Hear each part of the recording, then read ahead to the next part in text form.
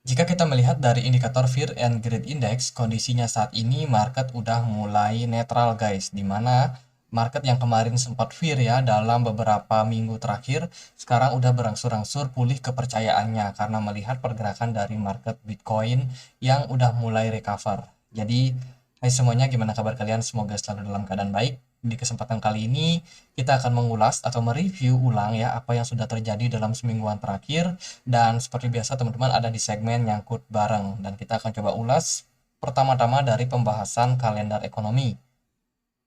Jadi hari ini per video ini dibuat hari Sabtu tanggal 21 Januari. Kita udah dapat beberapa data semingguan terakhir, which is data-datanya cukup penting. Dan ya, kita sempat libur di hari Senin karena ada market Amerika yang libur karena di sana ada hari Martin Luther King ya. Terus juga di hari Selasa kita udah dapat beberapa data soal PDB China. China ekonominya sekarang udah mulai membaik guys. Ini dipicu karena kebijakan Zero Covid udah mulai dicabut ya dari pemerintahan China. Beberapa negara atau provinsi bagian itu sudah mencabut kebijakan lockdown mereka sehingga perputaran ekonomi harusnya sih udah mulai bisa terlihat. Dan saat ini kondisinya PDB China udah mengalami sesuatu yang bisa dibilang lebih baik lah daripada perkiraan. Meskipun secara chart PDB mereka mengalami penurunan, teman-teman.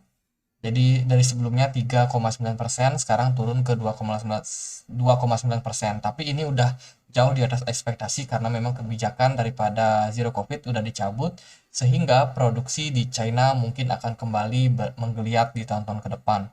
Semoga ekonomi Cina khususnya mungkin akan berdampak sama Asia itu akan semakin baik ke depannya. Dan semoga diikuti juga sama negara-negara yang lain. Terus dari Inggris kita udah dapat beberapa data. Yang penting sih di hari Rabu itu ada CPI atau data inflasi yang menunjukkan kondisi inflasi di Inggris ternyata mengalami tren penurunan. Setelah sebelumnya ada di puncak tertinggi di 10,7, sekarang udah berangsur turun ke 10,5. Ya turun 0,2%, tapi efeknya ini sangat terasa.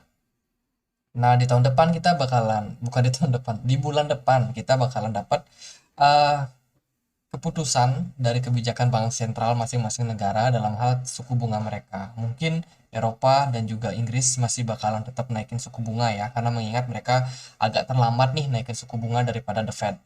Jadi kayaknya kemungkinan untuk bank sentral Inggris dan juga Uni Eropa ini bakalan masih menaikkan suku bunga. Kalau kita lihat dari data inflasi Uni Eropa itu juga mengalami tren penurunan. Sebelumnya ada di 101, sekarang turun ke 92%, which is sudah sesuai ekspektasi market, teman-teman. Dan di minggu kemarinnya kita udah dapat data soal CPI juga dari Amerika Serikat ya, yang kita tahu inflasi benar-benar turun sehingga mulai minggu lalu itu market Bitcoin rally semuanya. Terus dari beberapa data yang cukup penting kayak klaim pengangguran awal, manufacture ini udah mengalami masalah nih, manufacture ya, produksi mereka terhambat karena memang beberapa masalah seperti ya kita tahu suku bunga masih tinggi, daya beli masyarakat cenderung rendah sehingga ya perusahaan-perusahaan yang memproduksi barang manufacture nggak bisa produksi banyak-banyak karena permintaannya jangan cenderung sedikit. Dan juga penjualan rumah ini kelihatan juga mengalami tren yang ya naik dan turun lah kalau kita lihat. Lalu minggu depan kita ada news apa? Sorry ini aku refresh ulang ya. Kayaknya ada masalah sama koneksi. Jadi kita akan bahas dulu untuk monitor suku bunga The Fed. So far sih saat ini kita dalam beberapa hari ke depan, 11 hari, 12 hari ke depan, kita bakalan dapat CPI. Ini adalah keputusan daripada The Fed untuk FOMC meeting mereka yang akan diadakan tanggal 2 Februari 2023 dini hari jam 2 pagi, teman-teman. Nah, The Fed bakalan membacakan, Jerome Powell bakalan membacakan seperti apa kebijakan mereka dalam hal suku bunga. Apakah The Fed bakalan kembali menaikkan interest rate ya dari sebelumnya 4,25% naik ke 4,50, atau justru mereka bakalan masih tetap agresif, teman-teman. Dan sementara kalau kita lihat dari data ini, kebanyakan pelaku pasar saat ini masih cenderung melihat The Fed masih bakalan hawkish karena melihat ya kebijakan daripada pidato The Fed yang 2 minggu lalu ya yang dibacakan itu menunjukkan The Fed masih cukup hawkish dan tidak percaya karena inflasi sudah turun. Tapi banyak juga spekulasi yang mengatakan bahwa ada kemungkinan The Fed bakalan melakukan kebijakan soft landing. Mungkin nggak menaikkan suku bunga. Atau mungkin menaikkan ya paling nggak 25 basis point. Tapi kondisi naikkan suku bunga 25 basis point ini cenderung mungkin beresiko juga sama kondisi ekonomi. Ya kita lihatlah kebijakan The Fed nanti gimana. Nah, di minggu depan kita ada beberapa event. By the way, besok tahun baru China, aku mengucapkan Gongxi Pacai, selamat merayakan Imlek bagi teman-teman yang merayakan. Jadi di kalender ini bakalan ada libur ya untuk zona Cina, terus Indonesia juga masuk libur nih di hari Senin, teman-teman masih hari libur suasana Imlek. Terus di Cina sendiri juga masih libur di hari Selasanya. Dan ini juga hari Rabu. Oh, Cina liburnya seminggu ya untuk Imlek ini dia libur sampai hari Jumat. Jadi mungkin pergerakan dari market Cina nggak ada dan kita akan terfokus sama Eropa dan juga Amerika. Dari Amerika Serikat kayaknya sih nggak libur deh di hari Senin. Kalaupun libur ya kita nggak tahu lah. Dan market ini bakalan baru ada event yang cukup penting di hari Selasa. Ini dari pidato European Central Bank. Kita akan lihat seperti apa. Terus juga indeks manajer pembelian, indeks manajer PMI ya untuk Inggris. Terus inventory minyak mentah di hari Rabu. PDB. Nah, ini PDB penting teman-teman. Ini akan ada di hari Kamis. Ini bakal menentukan seperti apa kondisi daripada aset ya yang dimiliki oleh Amerika Serikat sekarang. Apakah ekspor mereka lebih lebih baik ya daripada impor mereka, dan ini akan menentukan apakah Amerika bakalan mendekati resesi atau menjauh dari resesi. Itu terus ya ada indeks penjualan rumah tertunda. Ya mungkin minggu ini akan agak alot sama news karena news-newsnya juga mungkin kebanyakan ya biasa-biasa aja ya. Mungkin yang paling penting mungkin 2 minggu ke depannya. Lalu dari berita-berita yang lain, teman-teman, saat ini Bitcoin itu bounce, bahkan tadi naik sampai 23.000 ya. Ini terjadi sebelumnya di 5 minggu terakhir, teman-teman. Di 5 bulan terakhir, sorry. Nah, karena kondisi Bitcoin lagi naik sekarang, ya ini ada beberapa analisa. Dan kalau kita lihat dari posisinya saat ini ternyata sudah mengalami banyak posisi divergence. Ini nggak terlalu jelas sih untuk datanya, tapi kalau menurut aku pribadi ini merupakan data dari beberapa seperti RSI, kemudian juga ada indikator-indikator lain. Dan menurut keterangannya sih, menurut on-chain analysis, ya saat ini kondisinya itu lagi banyak yang remove daripada Binance Day Prayer. Artinya adalah mungkin banyak orang yang tarik dana, masih banyak yang tarik dana ya dari exchange Binance, dan saat ini kondisinya mungkin akan penuh dengan spekulasi teman-teman. Ini tarik dana ini bukan berarti mereka withdraw ya, by the way. Mungkin aja mereka masukkan ke wallet. Itu kan termasuk dalam hal withdraw juga. Belum tentu mereka bakalan jual gitu loh. Jadi intinya mereka lebih banyak untuk keluar dari exchange. Ini kemungkinan bisa menjadi sesuatu yang cukup positif. Kalau mereka simpan di wallet, artinya adalah ya Bitcoin ada kecenderungan jangka pendek mungkin bisa dikerek naik dulu teman-teman.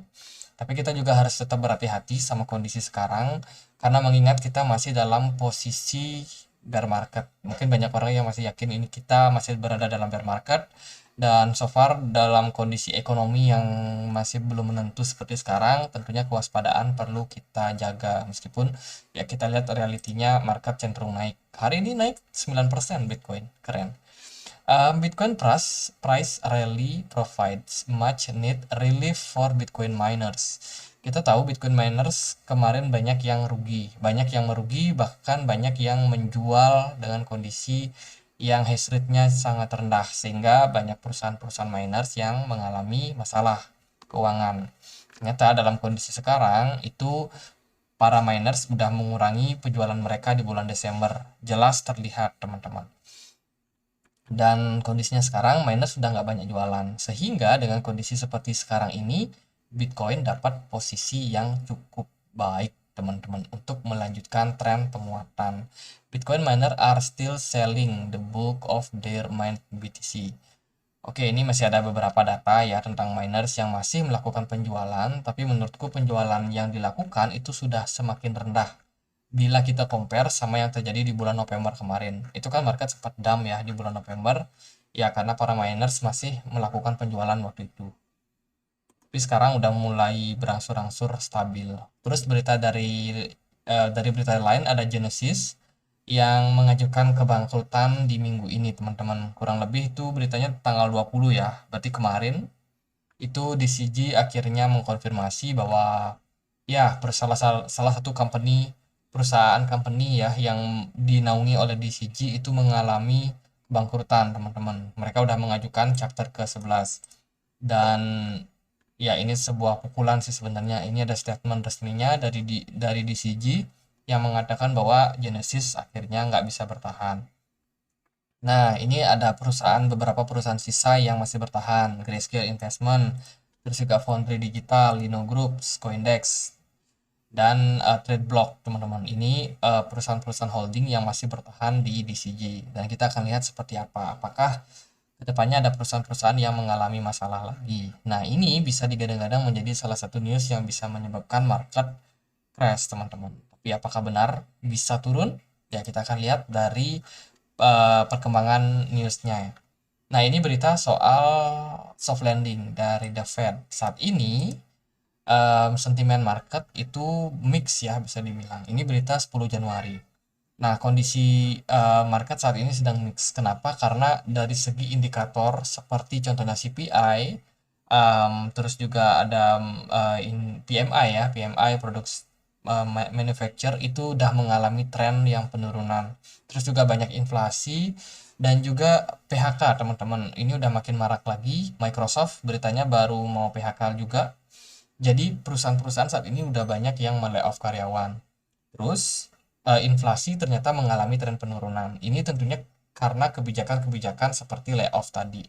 Kalau orang di PHK kan artinya mereka nggak punya penghasilan. Mereka nggak punya penghasilan berarti mereka mungkin untuk spending uang akan semakin terbatas. Sedikit ngerem lah bisa dibilang.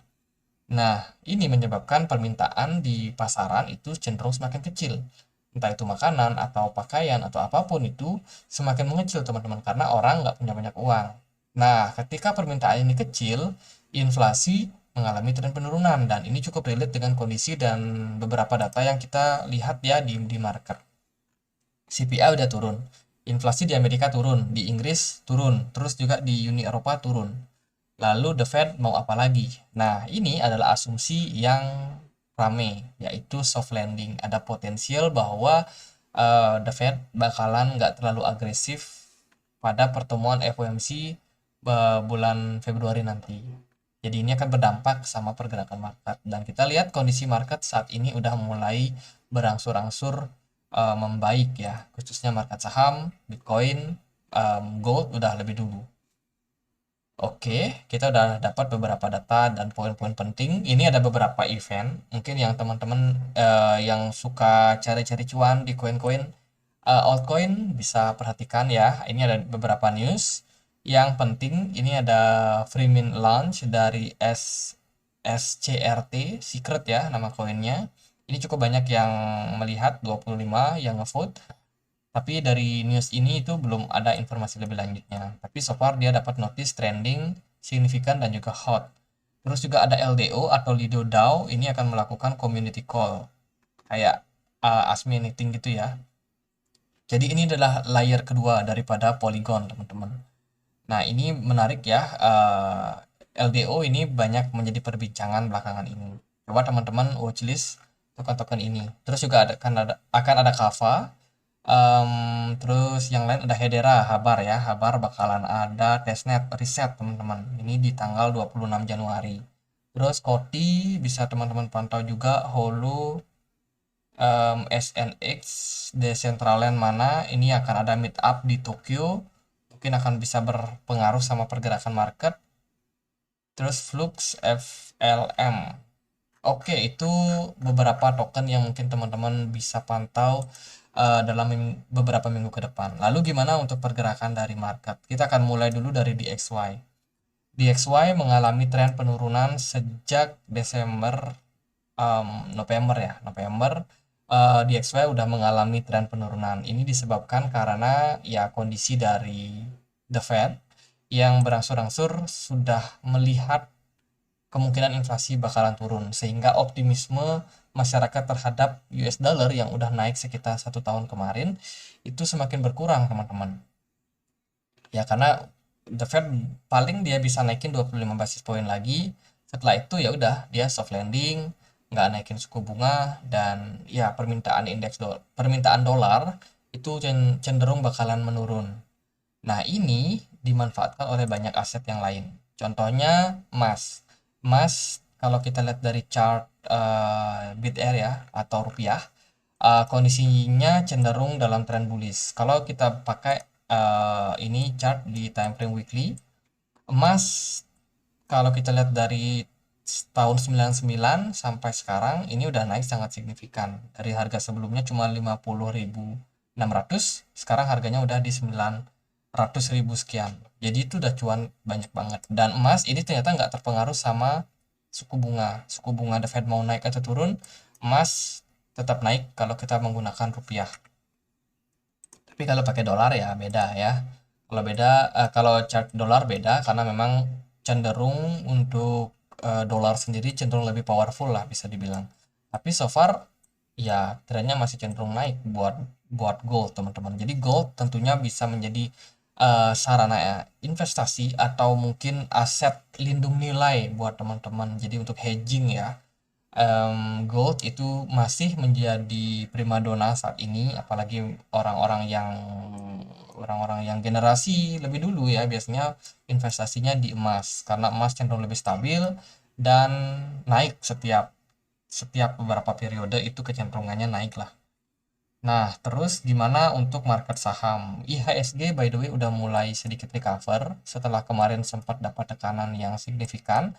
Sekarang setelah kebijakan dari China ya yang membuka lockdown, IHSG berangsur-angsur mulai kembali pulih, kembali naik ya. Tapi aku sendiri belum yakin sih kalau indeks saham Indonesia bakalan kembali menguat ke depannya. Begitu juga dengan indeks S&P 500. Ini kalau kita lihat dari kondisi S&P 500 udah mulai mengalami tren penguatan lagi, dan saat ini kita berada di penghujung atau di ujung di resistance daripada descending broadening wedge. Kita expect kalau indeks dolar bisa turun ya, dan juga indeks S&P 500 harusnya bisa untuk recover bounce back kebalik, mungkin bisa naik sampai 4.500-an. Tentunya ini karena dana dari dolar ini udah banyak dicabut dan masuk ke saham atau ke kripto atau ke emas. Kalau dari Bitcoin bagaimana? Bitcoin so far so good. Bitcoin potensinya sangat baik saat ini. Dia udah naik dari 21.000 ke 23.000 sejak semingguan terakhir, which is bagus ya kalau kita lihat.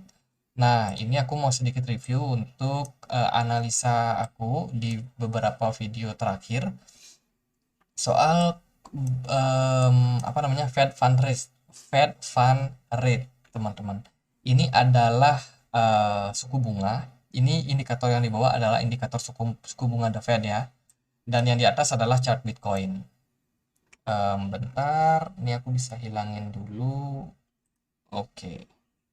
Nah, teman-teman bisa perhatikan ya, gimana kondisi daripada Bitcoin itu punya korelasi ternyata terhadap pergerakan daripada Fed Funds Rate atau interest rate daripada suku bunga The Fed. Kalau kita lihat ya, teman-teman, Bitcoin ini pernah naik di 2019. Pernah naik itu ketika suku bunga waktu itu, suku bunga The Fed berada di titik 2,5%. Nah, setelah itu The Fed nggak menaikkan suku bunga, bahkan cenderung menahan suku bunga di level tersebut. Suku bunga sideways, dan teman-teman lihat apa yang terjadi pada Bitcoin. Bitcoin rally, teman-teman, setelah bear market yang terjadi di sini. Bitcoin akhirnya cetak bottom. Dan ketika The Fed pivot ya, dia turunin suku bunga, drop, dan Bitcoin apa yang terjadi? Chart Bitcoin cenderung mengalami tren penurunan di sini. Kan dump yang paling parah itu bisa membuat Bitcoin sampai ke 3.800. By the way, bottom sudah terbentuk sebelumnya di 3.200. Ini terjadi di bulan November 2018. Berarti sekitar akhir tahun 2018 dan di awal 2019 bottom udah tercipta. Lalu apa korelasinya? Setelah itu, ya setelah pivot ya di sini ya, berarti ini bukan bottom lagi dan ini bottomnya memang di sini. Sudah terbentuk di awal tahun 2019. Kemudian setelah itu suku bunga The Fed turun sangat rendah bahkan di titik nol, Bitcoin all time high. Nah, apa korelasinya sama saat ini? Kondisi saat ini, guys, kita udah lihat suku bunga The Fed naik sangat signifikan. Bahkan sekarang ada di kisaran 4,25. Kalau Februari nanti dinaikkan lagi berarti 4,5%. Nah, Bitcoin ternyata udah menunjukkan tanda-tanda bullish. Ya, ini udah mulai ada kenaikan dan ini sangat mirip sama yang terjadi di sini. Cukup mirip ya. Bagaimana kemarin Bitcoin bottom di bulan apa? November. Di sini Bitcoin bottom di bulan November. Di sini Bitcoin bottom kemarin dia turun sampai 15.900 di kisaran November. Jadi bulannya sama. Dan di bulan Januari ini udah rally, teman-teman. Di sini kita Januari awal udah rally juga. Apakah apa yang terjadi di 2019 ini adalah pengulangan di tahun ini? Nah, itu adalah indikasi ya, indikasi awal. Lalu sebelum-sebelumnya bagaimana? Kalau kita lihat dari segi riwayat sejarah, sebenarnya sih nggak ada sejarah yang bisa kita gunakan lagi, teman-teman, selain yang terjadi di 2019 kemarin. Karena The Fed menaikkan suku bunga itu jarang banget ya, kecuali memang ada masalah ekonomi seperti sekarang ini. Nah, kalau kita melihat daripada kondisi ini, sebenarnya sekarang ada kecenderungan mirip-mirip aja, teman-teman. Jadi kalau kita lihat The Fed di FOMC tanggal 2 nanti ya, 2 Februari ini nggak bakalan agresif, dia soft landing ya, mungkin naikin suku bunga sekali lagi 25 basis point ya, oke lah. Bitcoin akan berpotensi naik rally dengan dalam jangka waktu yang pendek. Kalau menurut aku pribadi bisa naik sampai 30.000. 30.000.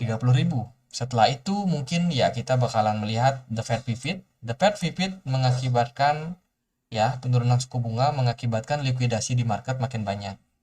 Ternyata Bitcoin mengalami tren koreksi kembali. Nah, ini adalah kesempatan exit plan buat teman-teman yang sangkut di BTC down, ETH down, atau teman-teman ada yang floating loss di short ya, di market futures. Jadi asumsinya adalah katakanlah Bitcoin bakalan naik jangka pendek. Oke, Bitcoin bisa naik sampai level yang cukup penting. Mungkin yang bisa kita pantau adalah di sini. Di kisaran level 30.000. Ya, itu berarti bisa di 28.000, bisa di 30.000. Level-level tersebut yang berpotensi menahan Bitcoin nanti ke depan. Let's say kalau Bitcoinnya naik. Nah, setelah itu hati-hati guys. Hati-hati karena kita bakalan menunggu kapan The Fed bakalan pivot. Katakanlah The Fed bakalan pivot di bulan Agustus atau di bulan Juli. Nah, ketika itu posisi Bitcoin mungkin udah di sini ya, udah di atas di 30.000, udah mau naik susah. Setelah itu ketika The Fed sudah pivot, nah seperti ini koreksi akan terjadi pada Bitcoin. Tapi kalau kita melihat dari riwayat yang sebelumnya terjadi, Bitcoin itu nggak bikin all time low baru. Jadi kita mungkin expect Bitcoin bisa turun lagi sampai ke 18.000 saja. 18.000 atau 17.000. Ya mungkin sih, mungkin juga kalau memang ada sesuatu yang buruk banget ya mungkin aja bisa bikin all time low baru. Tapi ya asumsinya adalah kalau sejarahnya sama seperti yang di 2019, maka ya berarti kita akan menunggu satu kali penurunan lagi pada Bitcoin, barulah at the end Bitcoin bakalan bullish lagi di 2024 karena di sana ada halving. Jadi itu sekitar apa ya, sekiranya untuk skenario yang bisa terjadi pada Bitcoin. Again, ini skenario guys, belum tentu terjadi, tapi ya kita lihatlah ke depannya seperti apa. Karena kebijakan daripada The Fed ini masih bakalan sangat penting untuk kita lihat. Jadi Bitcoin kemana? So far dalam jangka pendek kita masih dalam tren bullish. Dan ya di minggu lalu aku juga sempat bahas soal exponential moving average 21 ya untuk Bitcoin. Kita akan coba cek lagi. Nah, ini kita udah coba aktifin. Kita akan buka di weekly time frame. Guys, ini adalah indikator yang cukup penting buat Bitcoin ya. Kita akan hapus drawingnya. Nah teman-teman, garis EMA 21 di time frame 1 minggu ini pernah menjadi level yang sangat penting untuk Bitcoin. Pasalnya adalah ketika Bitcoin bullish, posisinya Bitcoin pasti selalu berada di atas EMA 21. Di sini ada tren bullish, Bitcoin benar-benar melewati level ini ya, level EMA 21. Dan di sini ketika bull run kemarin juga sama, teman-teman. Nah, posisinya Bitcoin saat ini sudah mulai breakout dari EMA 21. Apakah ini adalah awal yang baik buat Bitcoin untuk mengalami tren penguatan ke depannya? Nah, dari beberapa yang pernah terjadi ya, Bitcoin pernah breakdown dari level tersebut. Contohnya ini crash waktu FUD daripada China di tahun 2021 itu Cina melarang penambangan Bitcoin ataupun menggunakan transaksi pokoknya yang berhubungan sama Bitcoin itu dilarang di China. Market crash waktu itu ya, cukup signifikan. Setelah itu market bounce back. Tapi nggak lama market kembali drop teman-teman di bulan November ini karena kebijakan dari The Fed yang udah mulai menaikkan suku bunga. Market Bitcoin akhirnya turun. Lalu sekarang Bitcoin udah mulai breakout lagi dari EMA 21. Bahkan di candle kemarin, di minggu kemarin itu closingnya bagus di 20.600. Dan sekarang kita berada ongoing masih cenderung dalam tren penguatan. Nah, aku sendiri di analisa yang kemarin itu bilang kita masih perlu melihat dua candle minggu depan ataupun dua candle berikutnya, dan so far yang terbentuk saat ini adalah satu candle hijau sangat bagus, mengindikasikan sangat bagus. Dan bila mana ini bisa bertahan sampai sampai closing time frame hari Senin nanti, aku rasa market bakalan benar-benar relief rally teman-teman. Kecenderungannya aku akan melihat market cenderung bullish ya. Dan tentunya ini berbeda kalau let's say Bitcoin kena dump hari ini atau besok. Dump drop mungkin sampai 20.000. Nah, itu udah mulai bahaya lagi. Tapi kalau lihat dari kondisi saat ini sih, aku lihat market cenderung positif, market cenderung bullish ya. Trennya sangat baik. Kayaknya sih untuk FUD seperti itu, penurunan jangka pendek kayaknya akan sangat sulit untuk kita lihat. Ini kita pakai MACD guys. MACD menunjukkan divergent udah mulai terbentuk. Tapi ya so far Bitcoin masih tetap bagus untuk pergerakannya. Bitcoin masih cenderung bullish meskipun udah mulai ada divergence, dan kita expect akan terjadi koreksi dulu sama Bitcoin. Ini kesempatan sih buat yang mau masuk nanti ya, mungkin ketinggalan kereta. Kita tunggulah divergence-nya terbentuk, ada crossbar di sini atau ada dead cross dulu dari MACD-nya. Koreksi kita bisa masuk dengan posisi yang aman. Kalau sekarang mungkin terlalu beresiko teman-teman. Jadi kalau dari jangka panjang, jangka pendek ya gitu aja. So far Bitcoin udah menunjukkan indikasi bullish ya yang cukup baik, keluar dari falling wedge, kemudian dari beberapa indikator The Fed juga menunjukkan kalau The Fed-nya bisa soft landing, ya Bitcoin akan dapat momentum buat mengalami tren kenaikan. Terus dari indikator-indikator seperti EMA21 juga menunjukkan hal yang sama. Jadi dari aku sendiri kesimpulannya adalah Bitcoin cenderung positif. Again, yang namanya analisa bisa salah, jadi teman-teman silakan untuk riset sendiri. Segala kemungkinan bisa terjadi, apalagi news-news yang kayak tadi ya, DCG bermasalah, terus kalau ada selling yang cukup kuat juga bisa berdampak sama market. Jadi gitu aja buat pembahasan Bitcoin sementara ini. Kalau kalian punya pertanyaan lain, ada yang mau dibahas, teman-teman boleh feel free tulis di kolom komentar. Dan aku juga udah sharing untuk tadi analisanya di komunitas Telegram. Jadi aku sharing untuk Fed Fund Rate-nya ya cukup positif. Jadi gitu aja, semoga bisa bermanfaat. Dan akhir kata, saya Andri, makasih.